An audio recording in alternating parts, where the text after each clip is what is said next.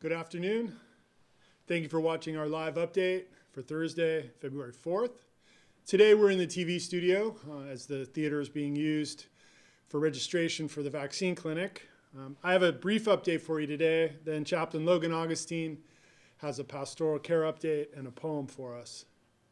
Now for our updates. First, yesterday we learned that a dining employee has tested positive for COVID-19, which brings a total of 5 employees who've tested positive and are recovering at home while in quarantine. We currently have 1 resident being cared for in our COVID-19 unit. Thankfully, she continues to do well, and we're thankful for that. Parsons Health Center, 3rd floor, remains in quarantine until Thursday, February 11th, and that's based off of the most recent cases, staff cases that we've had, and this most recent resident from Parsons. So now, an update about the vaccination process. Yesterday and today, we've had a very successful vaccination clinic. We're thankful to CVS for the team they brought. They've done a great job. And so yesterday, we vaccinated 275 people, mostly residents.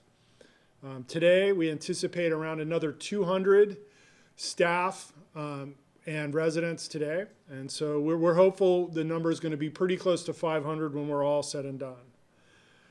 For those of you who got vaccinated yesterday or today, you'll be getting your second dose in 3 weeks, February 24th and 25th, and we'll be communicating with you in advance, schedule like we did this time, and we'll anticipate that things will go really smoothly, and we'll probably get more people done on the first day than we did yesterday because things went really, really smooth, better than we expected. So I want to give a big thank you, and I know many of you said the same thing to me. I want to thank the team that worked incredibly hard putting together the logistics for this vaccine clinic. Sloan Verlander was the point person and the lead of this effort. Will Blackwell, Deborah Jacobson, the whole resident services team played a huge part. And so to everybody, there's many others too that played a huge part in making this work. We want to say thank you. And I want to pass along what I heard many, many residents say, which was the thanks to the staff for this. Also, on behalf of all the staff that took part in this, we want to say a big thank you to our residents. You helped make this vaccine clinic go very smoothly. You were incredibly patient, and all your kind and generous comments really helped everybody keep their spirits up and keep the process moving. So thank you very much. And lastly for me, a little update about the annual Residents Association meeting. Our annual Residents Association meeting will be held on Tuesday, February 9th, during our regularly scheduled live update in the afternoon on Tuesday the 9th. We hope that you'll tune in so you can hear from Pat Kawana, who's your current resident council president, and Bob Kluhl, who's our incoming resident president. And then after they speak to you, we have a special surprise for you at the end. So we're hopeful you'll tune in on Tuesday, February 9th for that. That's all I have for you today. I'll see you on Tuesday. Here is Logan Augustine with your pastoral care update.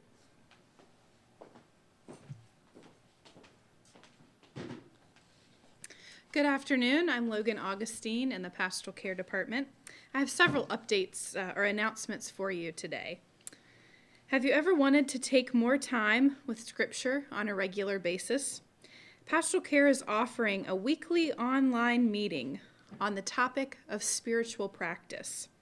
This group will take place during Lent and not in person, but will take place virtually from your computer. The group will be led by the Reverend Bob Hetherington. While there are many types of spiritual practices, this particular group will look at the gospel lesson for the coming Sunday. The group will read the lesson together, reflect, and then discuss. So that discussion can be fully participatory, the group maximum is 8 residents. Residents will need to download a specific program on their computers, tablets, or cell phones, so please take this into consideration. We will help you with downloading the correct program.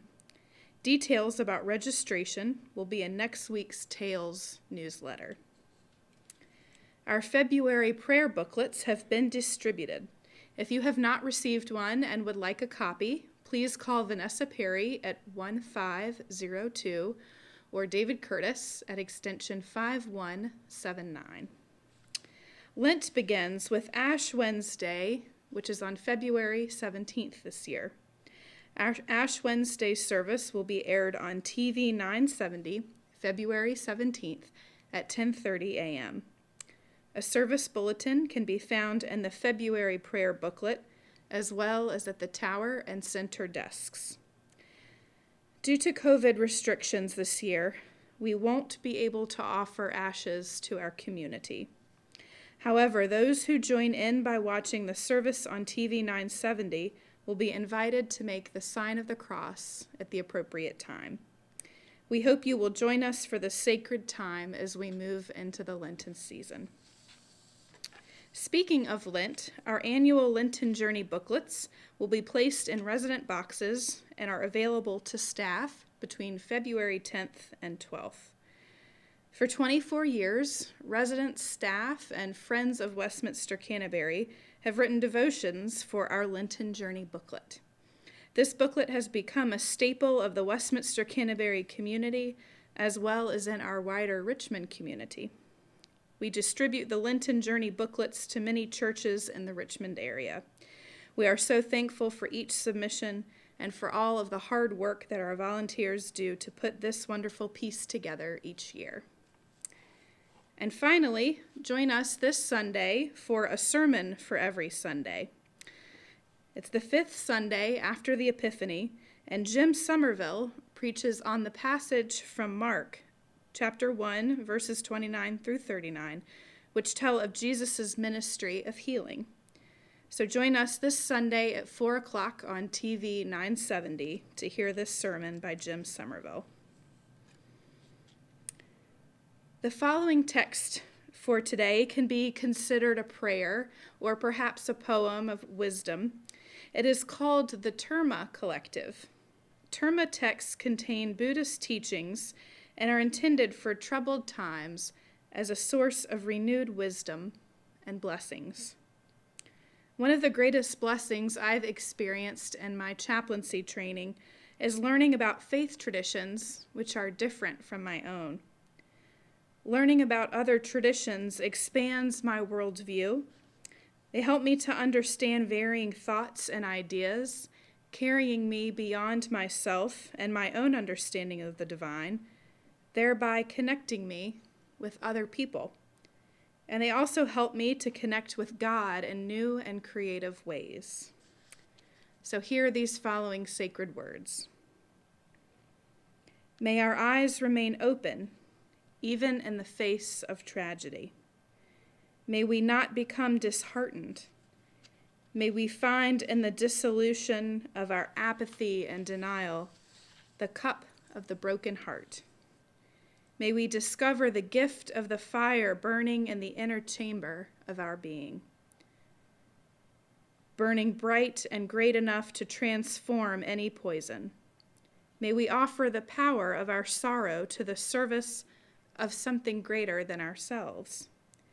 May our guilt not rise up to form yet another defensive wall. May the suffering purify and not paralyze us. May we realize the greatness of our sorrow and not run from its touch or flame.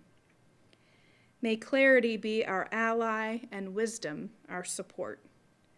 May our wrath be cleansing, cutting through the confusion of denial and greed. May we not be afraid to see or speak our truth. May the bleakness of the wasteland be dispelled. May the soul's journey be revealed and the true hunger fed. May we be forgiven for what we have forgotten and blessed with the remembrance of who we really are. Thank you for joining us this afternoon, and we will see you on Tuesday, February 9th, for the following update.